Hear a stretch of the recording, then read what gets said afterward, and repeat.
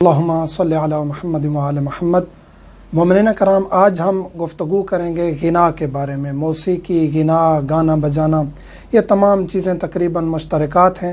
اور ان میں کچھ چیزیں بالکل حرام ہیں جیسے گانا بجانا۔ باقی موسیقی اور غنا کی تعریف کریں گے، آیات و روایات سے اس کی حرمت ثابت کریں گے، اور کون سی موسیقی جو ہے وہ جائز ہے، حلال ہے، اور کون سی حرام ہے، اس میں انشاءاللہ تفصیلی طور پر ڈسکس کریں گے۔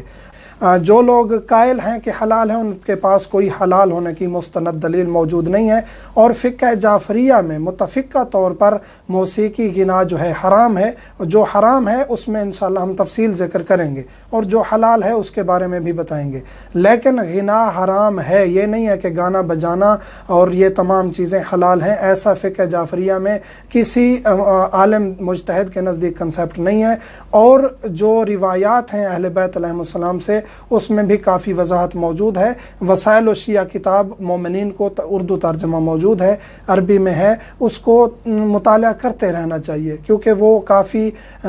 جامع کتاب ہے ہماری فقہ کی، اور اس میں کافی روایات موجود ہیں اور کافی اس کی جلدیں ہیں۔ مومنین کو چاہیے کہ حدیث اہل بیت کے ساتھ مربوط رہنا چاہیے۔ قرآن کریم کی سورہ لقمان کی آیت نمبر 6 میں اللہ تعالیٰ ارشاد فرماتا ہے، وَمِنَ النَّاسِ مَن يَشْتَرِي لَهْوَ الْحَدِيثِ لِيُضِلَّ عَن سَبِيلِ اللَّهِ، کہ وہ لوگ جو لہو و لعب کا کلام خریدتے ہیں وہ اللہ کی راہ سے گمراہ ہو جاتے ہیں۔ لہو و لعب یعنی کہ یہی کلام جو اللہ کی راہ سے بھٹکا کے آپ کو گناہ کی طرف لے جاتا ہے، زنا کی طرف لے جاتا ہے، شراب نوشی کی طرف لے جاتا ہے، ایسی چیزیں کرنے سے اللہ نے منع فرمایا ہے۔ اور یہاں مفسرین اور ائمہ علیہم السلام نے اس آیت کی تفسیر یہ بیان فرمائی ہے کہ اس آیت سے مراد غنا ہے۔ پھر ایک مقام پر امام محمد باقر علیہ السلام فرماتے ہیں کہ غنا جو ہے وہ جہنم کی طرف انسان کو دھکیل دیتا ہے۔ امام صادق علیہ السلام فرماتے ہیں کہ غنا جو ہے وہ عش النفاق ہے، یعنی کہ نفاق کی آماج گاہ ہے۔ اسی طرح فرمایا گیا ہے کہ الغنا اشد من الزنا، کہ غنا جو ہے وہ زنا سے بھی زیادہ شدید ہے، اس کی زیادہ مذمت ہے۔ اس وجہ سے کیونکہ غنا جو ہے وہ آپ کو راستہ دیتا ہے گناہ کی طرف۔ تو غنا کی تعریف کیا ہے؟ غنا یہ ہے وہ خاص دھنیں اور سریں جو یہ لوگ اہل فسق و فجور استعمال کرتے ہیں انسان کے ذہن کو اور اس کی کیفیت کو تبدیل کرنے کے لیے کہ وہ خدا کے راستے سے اور اپنی نارمل کنڈیشن سے دوسری دنیا کی طرف منتقل ہو جاتا ہے، جیسے عشق، مشوقی، محبت ظاہری طور پہ کسی انسان کی نامحرم کی، حرام کی طرف لے کے جانا، اور ان آوازوں کو اس طرح پھیرنا کہ انسان کا ذہن ان کی طرف راغب ہو اور دوسری طرف سے اور خدا کی طرف سے وہ اس کا ذہن ہٹ جائے، کہ خدا کی طرف سے آپ کو ہٹا دے کلام اور آپ کو دنیا کی طرف اور گناہ کی طرف راغب کرے۔ اس میں جو سریں اور یہ جو گلے میں اس آواز کو پھیرا جاتا ہے یہ جائز نہیں ہے، اور یہ وہ غنا ہے جو حرام ہے۔ کسی بھی زبان میں ہو، کسی بھی زبان میں غنا ہو، گانا بجانا ہو، یہ جو لہو و لعب کا کلام ہے اس کی جو خاص دھنیں اور سریں ہیں ان کا بجانا، ان کے بغیر اپنی آواز کو پھیر کے یہ کلام پڑھنا، اور یہ جو اللہ کی طرف سے آپ کو ہٹا کے آپ کو گناہ کی طرف راغب کر دے، تو وہ کلام جائز نہیں ہے، چاہے اس میں آلات استعمال ہوں یا نہ ہوں۔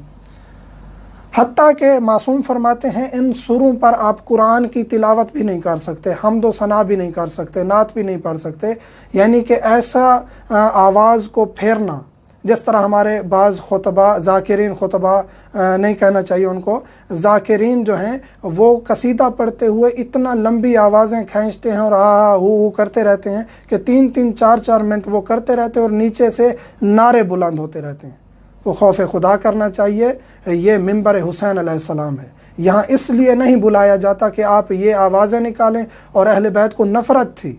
کہ اپنی سروں کو، آوازوں کو گانوں کی طرز پہ لیں اور لہو و لعب کی طرز پہ لیں اور اس پہ ذکر اہل بیت کو فٹ کریں، اور نیچے سے جو نوجوان طبقہ بیٹھا ہوتا ہے بعض، وہ پھر وہی گانا دہرا رہے ہوتے ہیں۔ تو یہ گناہ ہے اور ایسا کرنا جائز نہیں ہے۔ آلات استعمال نہ بھی ہوں تب بھی یہ سریں جو ہیں ان کا استعمال کرنا جائز نہیں ہے، اور وہ آلات جو خاص ان سروں کے لیے استعمال ہوتے ہیں، گٹار ہے جسے وائلن کہا جاتا ہے، اور یہ جو ہے پیانو وغیرہ، اور یہ خاص آلات جو ان سروں کے لیے استعمال ہوتے ہیں، یعنی ان کو بجایا ہی اس لیے جاتا ہے کہ یہ سوریں پیدا ہوں، تو یہ ان کا استعمال اور وہ سوریں نکالنا اس سے جائز نہیں ہے۔ گانا بجانا، سننا، گانے کی اقسام اور اس میں خرید و فروخت گانے کے آلات جو خاص آلات ہیں، باقی عمومی ٹیلی ویژن وغیرہ اور آپ یہ جو مثلاً کہ موبائل، ریڈیو یہ لے سکتے ہیں، اس میں کوئی اشکال نہیں ہے، لیکن جو خاص آلات گٹار، پیانو وغیرہ یہ خاص آلات ہیں گانے کے، ان کی خرید و فروخت بھی جائز نہیں ہے۔ اب یہاں واضح ہو گیا کہ وہ سوریں جن کو لہو و لعب میں استعمال کیا جاتا ہے، گانے خصوصاً، اور ان طرزوں پر باقی کلام کو پڑھا جاتا ہے، وہ جائز نہیں ہے۔ اور اسی طرح اگر ممبروں پہ، قصیدوں میں ان آوازوں کو پھیر پھیر کے پڑھا جاتا ہے ان سوروں پر اور ان طرزوں پر، تو یہ بھی جائز نہیں ہے۔ جو جائز ہے یعنی بغیر آواز پھیرے، بغیر ان دھنوں پر، ان سوروں پر کلام کو فٹ کیے بغیر آپ اچھی آواز میں حمد پڑھتے ہیں، نعت پڑھتے ہیں، قرآن کی تلاوت کرتے ہیں، ملی نغمہ پڑھتے ہیں، قصیدہ پڑھتے ہیں، اور اس میں